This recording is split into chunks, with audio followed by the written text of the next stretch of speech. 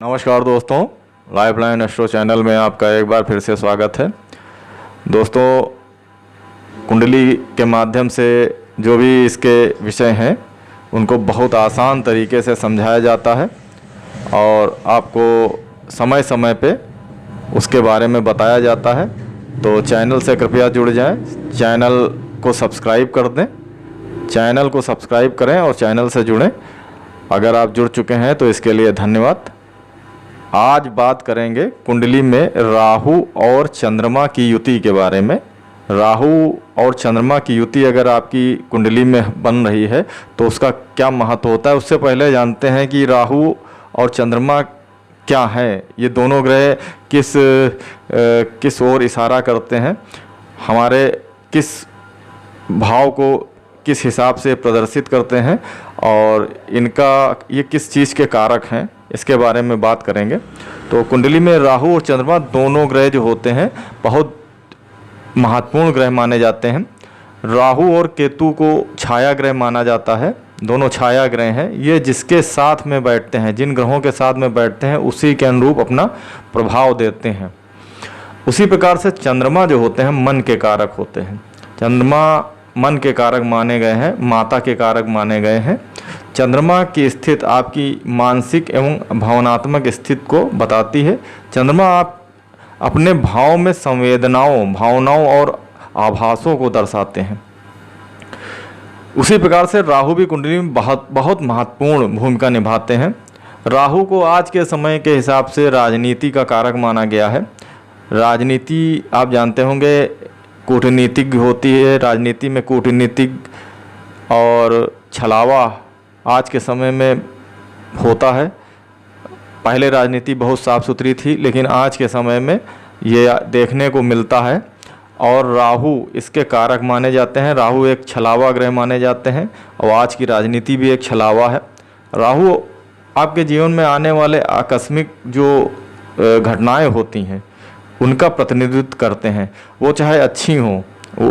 ये घटनाएं बहुत अच्छी भी हो सकती हैं कि अचानक आपको कहीं से धन लाभ हो जाए या किसी पद पे आप बैठ जाएं और इसके विपरीत कोई नुकसान हो जाए, एक्सीडेंट हो जाए आपका। इस प्रकार से जो घटनाएं होती हैं उसका प्रतिनिधित्व राहु करते हैं। इन दोनों ग्रहों की स्थिति और दृष्टि कुंडली में देखी जाती है।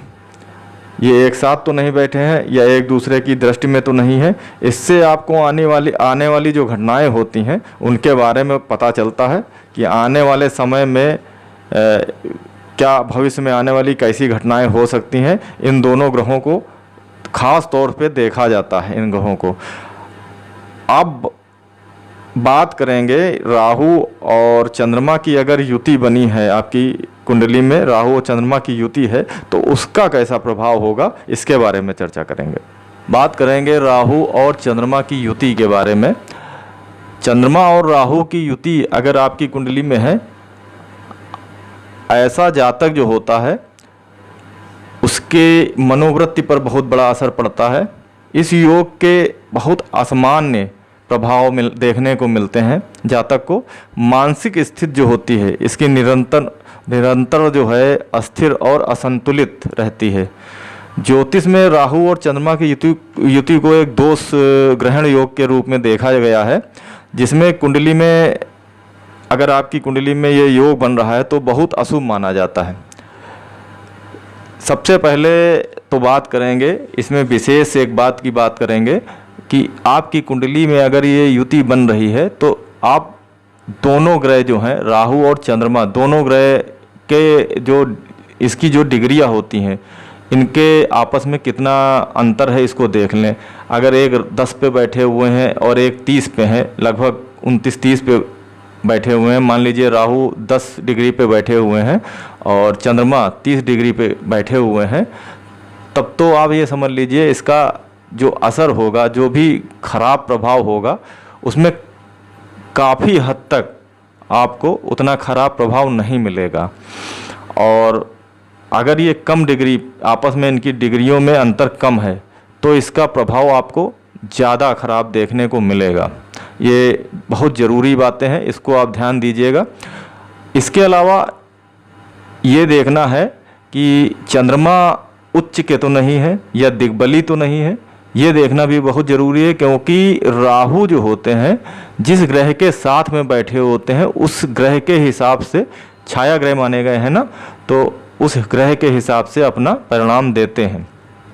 अगर चंद्रमा काफ़ी बली हैं तो उस हिसाब से आपकी मानसिक स्थिति को खराब राहु नहीं कर पाएंगे, चंद्रमा वहाँ पे अपना प्रभाव देते रहेंगे। और चंद्रमा आप जानते होंगे एक भाव में 2 दिन सवा 2 दिन रहते हैं, उसके बाद दूसरे भाव में चले जाते हैं। बहुत तेज गति से चलने वाले ग्रह हैं चंद्रमा, क्योंकि और ग्रह जो हैं कोई 1 साल रहता है, 2.5 साल शनि रहते हैं जैसे, और कोई 17 महीने, इस तरीके से अलग अलग इनका प्रभाव होता है, तो इन भाव में रहते हैं। तो इस प्रकार से ये देखना बहुत ज़रूरी है कि चंद्रमा दिग्बली हैं या नहीं है, ये चीज़ें देखना बहुत ज़रूरी है। शुरुआत करेंगे, अगर लग्न में ये युति बनी हुई है आपकी कुंडली में, जातक की कुंडली में अगर लग्न में राहु और चंद्रमा की युति है, तो चंद्रमा राहु की युति होने पर पाप ग्रह की अगर दृष्टि इस पर पड़ रही है तो जातक को डिप्रेशन, बहुत ज़्यादा इसका खराब प्रभाव मिलेगा, जातक डिप्रेशन में चला जाएगा। ऐसा जातक जो होगा आत्महत्या की भी कोशिश कर सकता है। अब पाप ग्रह शनि की अगर दृष्टि इस पे पड़ रही है, युति है, उसके बाद शनि ग्रह हैं, इनकी भी दृष्टि पड़ रही है, तो ऐसा जातक आत्महत्या भी कर सकता है। घोर निराशावादी होता है ऐसा जातक। चंद्रमा क्षीण हो तो जातक बहुत बुरी स्थिति में गुजरता है ऐसा जातक। लेकिन देखना होगा चंद्रमा एक भाव में सवा 2 दिन ही रहता है, इसलिए दोनों की डिग्रियां देखना जरूरी, जैसा कि पहले बताया है।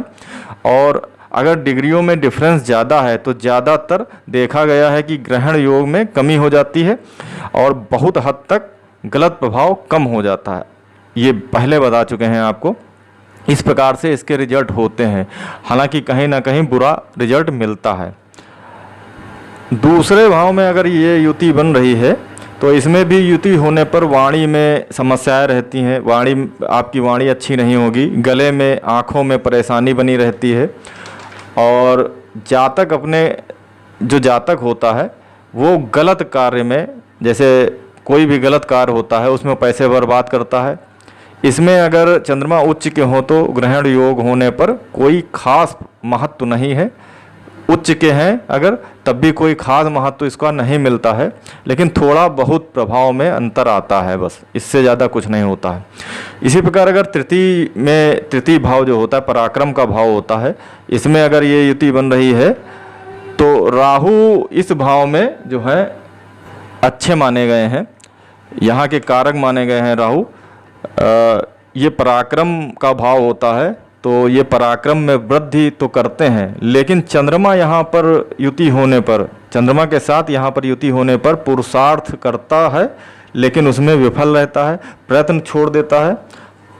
हर भाव में ये युति जो होती है, डिग्री अगर आप नहीं देखेंगे तो आप समझ लीजिए इसके जो प्रभाव हैं उसमें कहीं ना कहीं से बिल्कुल खास जो मेन जो इसके परिणाम होते हैं वो नहीं पाएंगे, क्योंकि डिग्री के आधार पे बहुत कुछ डिपेंड करता है। अगर डिफरेंस ज़्यादा है तो इसका जो प्रभाव होता है उसमें अंतर आएगा। जो ग्रहण योग है उसका प्रभाव जो होगा, खराब प्रभाव होगा, उसमें कहीं ना कहीं कमी जरूर आएगी। इसी प्रकार से चतुर्थ भाव में अगर ये युति बन रही है, चतुर्थ भाव में चंद्रमा राहु की युति होने पर, जैसा कि आप जानते हैं चतुर्थ भाव चंद्रमा इसमें दिग्बली माने जाते हैं, साथ में राहु होने पर ठीक ठाक रिजल्ट मिलते हैं, क्योंकि यहाँ पे चंद्रमा दिग्बली होते हैं। और ऐसा जातक चतुर होता है, बुद्धिमान होता है, लेकिन माता को कष्ट होता है। ये माता का भाव भी माना गया है चौथा भाव। ग्रह सुख में कहीं ना कहीं कमी आती है, घर से दूर रहने की स्थिति बनी रहती है, यहाँ पर भी घर से दूर रहने की स्थिति बनी रहती है ऐसे जातक की। इसी प्रकार से पंचम भाव में अगर ये युति बन रही है, पंचम भाव में युति होने पर शिक्षा पर प्रभाव पड़ता है, मानसिक परेशानियां होती हैं। अगर गुरु साथ में हो तो ये, या दृष्टि हो इसकी, गुरु साथ में हो या दृष्टि हो चंद्र राहु पर, तो स्थितियां ठीक रहती हैं। लेकिन पाप ग्रह के साथ या दृष्टि में हो तो बहुत बुरे प्रभाव मिलते हैं यहाँ पर भी। इसी प्रकार से छठा भाव जो होता है, षष्ठ भाव, छठे भाव में ये जो युति बन रही है अगर दोनों की, तो सेहत और उसकी दैनिक गतिविधियों पर बहुत प्रभाव पड़ता है। कुछ मामलों में ये युति अच्छी होती है क्योंकि यहाँ पर राहु कारक होते हैं। शत्रुहंता योग बनता है ऐसे जातक की कुंडली में, अगर यहाँ पे राहु बैठे हुए हैं और चंद्रमा है तो शत्रुहंता योग तो बनता है, देखने को मिलता है। चंद्रमा के पास बल कितना है ये इसके ऊपर डिपेंड करता है। मानसिक अशांति रहेगी लेकिन सब भावों की अपेक्षा यहाँ पर ठीक रहता है, ऐसा बताया गया है। जन्म कुंडली के 7वें भाव में ये अगर युति बन रही है तो जातक के दाम्पत्य जीवन के ऊपर बहुत असर पड़ता है। दाम्पत्य जीवन में मतभेद कराने वाली होती है ये युति। इस युति पर किसी पाप ग्रह की अगर दृष्टि हो तो ये देखने को मिलता है कि ज़्यादातर तलाक की नौबत आती है, लेकिन अगर यहीं पे शुभ ग्रह की दृष्टि होती है तो मतभेद होता है लेकिन तलाक की स्थिति नहीं आती है। जो इसका खराब प्रभाव होता है उसमें कमी आ जाती है। इसी प्रकार से अष्टम भाव कुंडली का जो बहुत खराब भाव माना गया है, आयु का भाव होता है, तो अष्टम में भी ये युति अच्छी नहीं मानी जाती है। स्वास्थ्य से संबंधित परेशानियां जो हैं इसमें बनी रहती हैं। कुटुंब सुख, माता का सुख, यहाँ पर ये युति के जो ये युति होती है ये नहीं मिल पाती है। यहाँ बस जो होता है गूढ़ विद्या, ज्योतिष, तंत्र मंत्र में अगर व्यक्ति है तो इसमें थोड़ी बहुत सफलता मिल जाती है, कुछ हद तक यहाँ पे मिल जाती है। इसी प्रकार से 9वें भाव में ये युति होने पर व्यक्ति जो होता है धार्मिक जो उसकी रुचि होती है बिल्कुल नहीं होती है, धर्म से बिल्कुल लगाव नहीं होता है। अगर यहाँ पे चंद्रमा, क्योंकि राहु जो होते हैं छाया ग्रह हैं, तो मानसिक स्थिर जो उसकी किसी एक चीज़ पे अगर स्थिर होना है उसको तो स्थिर नहीं रह पाता है व्यक्ति।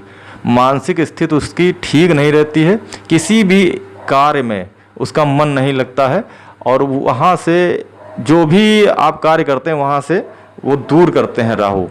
इसलिए यहाँ पे धर्म के प्रति व्यक्ति अपना जो भी कार्य है कर नहीं पाता है, धर्म से बिल्कुल रुचि ना रखने वाला ऐसा व्यक्ति होता है। इसी प्रकार से 10वें भाव कुंडली का जो राजनीति का भाव होता है और इसके अलावा पिता का भाव होता है, संघर्ष का भाव होता है। अगर 10वें भाव में राहु और चंद्र की युति होती है तो राहु यहाँ पे भ्रम की स्थिति पैदा करता है। जातक कोई भी कार्य करता है उसमें भ्रम पैदा करता है, लेकिन यहाँ पर राहु बहुत प्रभावी माने जाते हैं। 10वां घर जो होता है यहाँ पे राहु सबसे ज़्यादा प्रभावी माने जाते हैं। इसलिए कुछ मामले में यहाँ राहु अच्छा प्रभाव देते हैं, लेकिन चंद्रमा के साथ होने से मानसिक परेशानियाँ बनी रहती हैं। चंद्रमा मन का कारक होता है, इसलिए अगर चंद्रमा के साथ हैं तो कुछ हद तक मानसिक परेशानियां जरूर बनी रहती हैं, लेकिन यहाँ पे राहु बहुत अच्छे माने जाते हैं और यहाँ पे राहु अपना प्रभाव अच्छा देते हैं। इसी प्रकार से 11वां भाव जो होता है, इस भाव में युति होने पर जातक दिमागी होगा लेकिन उसका मन एक जगह नहीं रहेगा। जैसा बताया है पहले कि मानसिक स्थिति उसकी डगमगाती रहती है, एक जगह मन नहीं लग पाता है ऐसे व्यक्ति का। यहाँ पर राहु आय की स्थिति तो बनाते हैं लेकिन मन स्थिर नहीं रहता है आपका। वही बात आती है बार बार कि चंद्रमा मन के कारक हैं, राहु मन को विचलित करते हैं, तो ये इसीलिए ये ग्रहण दोष माना गया है।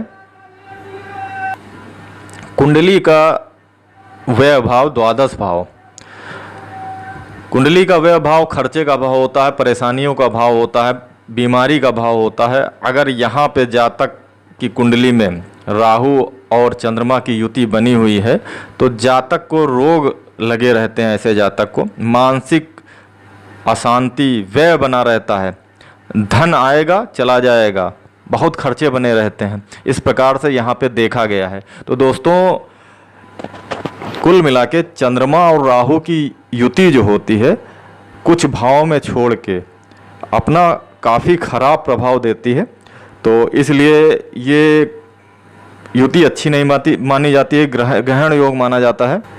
तो इसको इस युति अगर आपकी ये ऐसी युति आपकी कुंडली में बन रही है तो इसमें आप ज़रूर देखें, डिग्री देखें, नक्षत्र किस नक्षत्र में चंद्रमा बैठे हुए हैं, राहु किस नक्षत्र में बैठे हुए, ये सब चीज़ें बारीक जो हैं ज़रूर देखें।